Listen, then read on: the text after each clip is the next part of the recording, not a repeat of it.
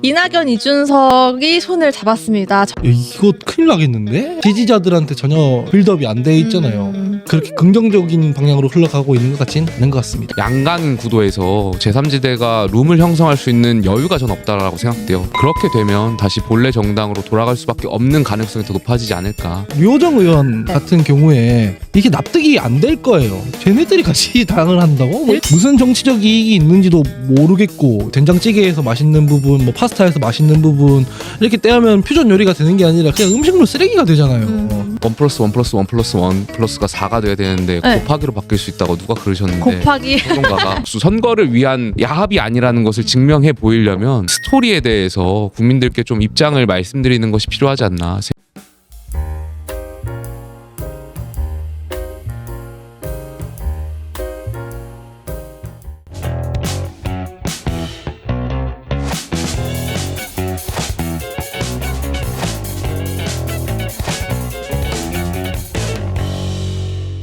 이낙연, 이준석이 손을 잡았습니다. 전격 합당 발표했고요. 당명은 개혁신당, 공동대표 이낙연, 이준석, 총선을 이끌 총괄 선대위원장은 이낙연 대표, 이렇게 결정이 됐습니다. 총평 각각 들어볼까요? 이거 큰일 나겠는데? 큰일 나겠다. 라고 생각을 했죠. 왜냐면은 지지자들한테 전혀 빌드업이 안 돼 있잖아요.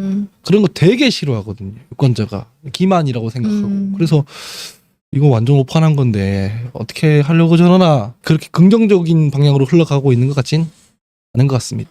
그 바른미래당이라는 것을 해봤었잖아요. 해봤죠. 그러다 보니까 이 제3지대, 특히 중도를 지향하는, 중도 실용을 지향하는 이 정당이 시작은 뭐 합리적인 보수와 합리적인 진보가 뭉쳐서 실용 정당이라고는 하지만 결과론적으로는 정체성의 혼란을 입고 결국 양 진영의 비난만 일삼다가 또 다른 중도 진영이라는 진영 하나만 더 추가됐던 것이 우리의 과거의 경험치에 의해서 어떤 느껴봤던 것 아닌가 싶어요. 그래서 사실 바른미래당이 남겼던 정치 개혁이 뭐가 있을까요? 뭐 준연동형 비례대표제. 근데 결과적으로 그건 위성정당만 남긴 지금 체제잖아요. 그러니까 저는 이러한 정치 개혁이라고 말하는 것들이 실질적으로 어떻게 보면 우리나라의 어떤 정치를 정말 개혁해 왔던 것은 없었다라고 생각해요. 원내 진입해서 다시 본래 정당으로 돌아가려고 하는. 그러니까 제가 어제도 SNS에 거래 정치가 있을 거라고 이제 비판을 거래지. 했었는데 그런 작전을 명확하게 이해했기 때문에 같이 하지 않은 탈당을 하지 거였군요. 않았다. 결과적으로 이번 총선이 끝나면 네. 본래 정당으로 갈 생각들을 하시지 않을까. 다들. 과거에 제3지대가 그렇게 해왔잖아요. 류호정 의원 네. 같은 경우에 이게 납득이 안 될 거예요. 지지자만 납득이 안 되는 게 아니라 네. 그냥 아무 상관없는 사람이 보더라도 납득이 잘 안 돼. 쟤네들이 같이 당을 한다고? 뭐 무슨 정치적 이익이 있는지도 모르겠고, 이게 합리적인 진보와 합리적인 보수가 합쳤다 뭐 이런 느낌도 사실 아니거든. 대중들이 봤을 때는 그게 무슨 잡탕이지 이런 느낌이 들 거라서 이걸 해소하려면은 상당히 이제 공을 좀 들여야 될 거다. 이 당명이 어쨌든 중요하잖아요. 근데 이 당명은 개혁신당으로 합의를 봤단 말이에요. 그런데 이제 온라인 커뮤니티나 여러 곳에서 왜 이준석 대표가 양보를 하고 손해를 본 것 같은 그런 평가들이 많다고 보세요? 그러니까 저는 이낙연 대표도 얻었다고 생각해요. 어떤 그러니까 걸 얻었어요? 개혁신당과 지금 제3지대를 봤을 때 많은 국민들이 딱 명확하게 떠오르는 당은 개혁신당밖에 없을 거예요. 그러니까 새로운 미래, 새로운 선택, 뭐 개혁연대였나요? 개혁미래당인가? 다 너무 당명들이 혼재하다 보니까 사실 명확하지가 않아요. 이낙연 대표도 사실 개혁신당으로 활동하면 오히려 더 플러스가 많을 거라고 저는 생각해요. 이낙연 대표가 대표에게? 얻어가는 게 더 많지 않았나 그렇게 생각합니다. 이준석 대표에게는? 그러니까 이준석 대표에게는 어쨌든 당명을 지켰다라는 그러한 평가들이 있는데 실질적으로 저 이낙연 대표가 더 얻어간 게 많지 않았나. 실질적으로는 당명이 중요한 게 아니죠. 공천권이 중요하죠. 공천권? 예. 근데 사람들이 봤을 때 당 대표니까, 공동 대표니까 당연히 그 공천권을 가지고 있을 텐데 그거를 적극적으로 행사하고 제어하고 하는 느낌으로 다가오느냐 하면 그렇지 않거든요.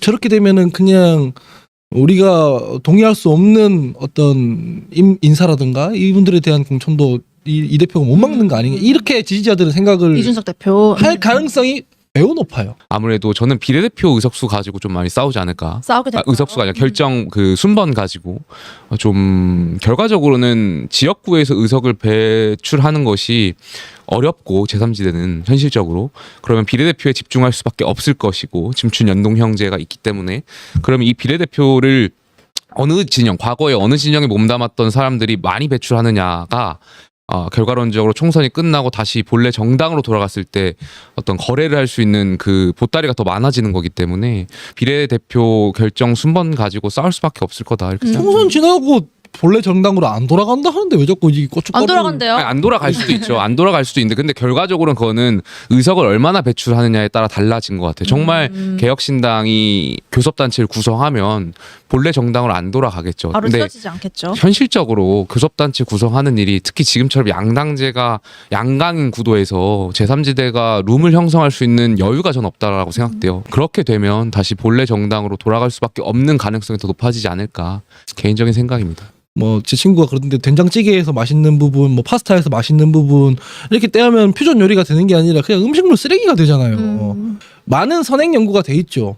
중도층, 무당층이라는 건 진보도 아니고 보수도 아닌 그 어중간한 무엇인가가 아니라 사안에 따라서 진보적인 태도를 취하기도 하고 보수적인 의제에 동의하기도 하고 이렇게 왔다 갔다 하기 때문에 그 사람들이 스윙보터인 거잖아요. 그래서 그 사람들은 결집이 기본적으로 안 돼요.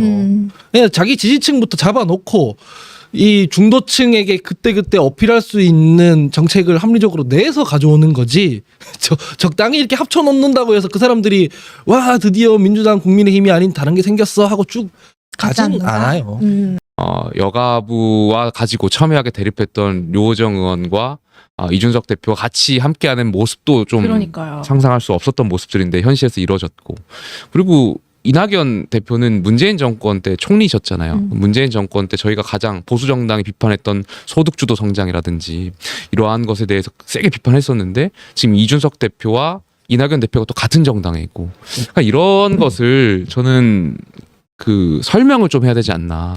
그러니까 이게 결과적으로 이게 총선을 앞두고 결과적으로 의석수 선거를 위한 야합이 아니라는 것을 증명해 보이려면 이 스토리에 대해서 국민들께 좀 입장을 말씀드리는 것이 필요하지 않나 생각합니다. 근데 이준석 대표가 개혁신당 합당 금요일에 한 이후에 뭐 라이브 방송도 나오고 오늘 아침에 라디오도 나와서 좀 설명을 하긴 했는데 이게 좀 충분한 설명이 안 됐다고 보세요? 통보죠, 그거는. 통보예요? 예, 유튜버로서의 역량과 정치적인 역량은 달라요. 윤석 대표가 그냥 이렇게 대담 방송할 때는 네. 거의 발군이잖아요, 사실은. 네. 정치권에서 원탑인데 일반 우리 방송하듯이 그렇게 하더라고요. 그 소통을. 네. 근데 그러면 들어와서 채팅 치면서 막 물어보는 입장에서는 고압적으로 들리거든요. 이해해라. 그런 소통에는 이 대표가 별로 안 익숙했다. 이건 내가 뭐 사람이 뭐 인성 문제라기보다는 그런 방식의 방송이나 그런 방식의 소통에 안 익숙해서 저러는 것 같다. 효과가 없었네요. 결국 이들이 여러 이유로 합쳤겠지만 지지율을 올려서 최대한 많은 의석수를 총선에서 차지하기 위함이 목표였을 텐데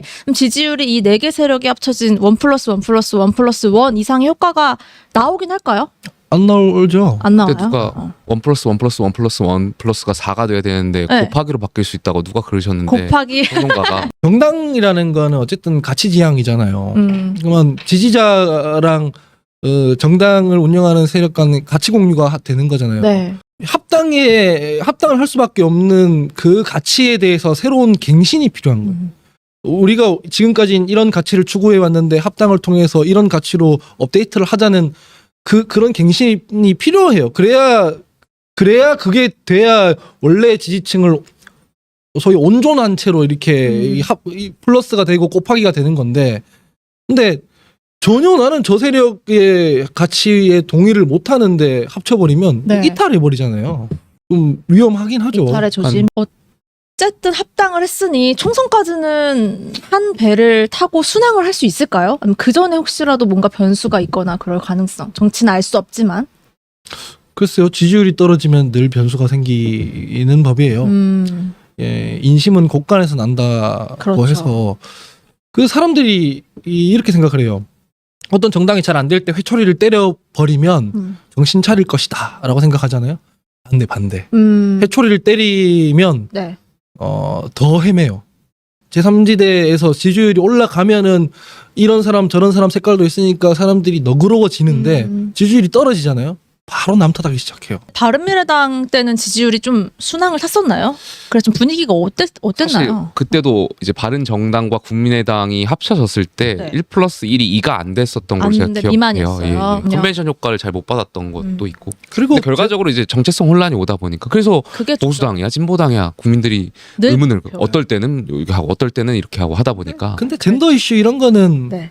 별로 걱정 안 해도 될 거예요. 왜요? 오히려 류호정 전 의원이 페미니스트들한테 질타받을걸요? 오히려 거기서 더 강하게. 너 거기서 뭐하니? 이렇게 될걸요? 과잉 공포가 있어요. 류호정 의원이 들어왔기 때문에 이게 뭐 페미당이 되고 이렇게 우리 위대한 장해찬 최고위원께서는 말씀하시던데 페미 좌파 무슨 당 뭐 이랬죠. 반대야 반대. 최고위원님 반대예요.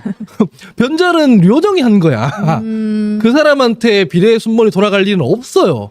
그 사람 분당 나가야 돼. 나가려면 무조건. 지역구. 혹은 불출마 선언을 해야 돼. 그게 아니라 뭐 저당에서 배려받고 이런 일은 일어나지 않아요. 아. 그래서 그런 문제로 이렇게 스트레스 받을 일은 사실 없다. 근데 어쨌든 합쳐졌으니까 저는 네. 지금 기존의 지역구를 선택해서 활동하고 있었던 이 제3지대에 속해 있던 분들이 전 지역구 조정도 가능할 거라고 생각돼요. 이제는 상황이 달라졌고 네.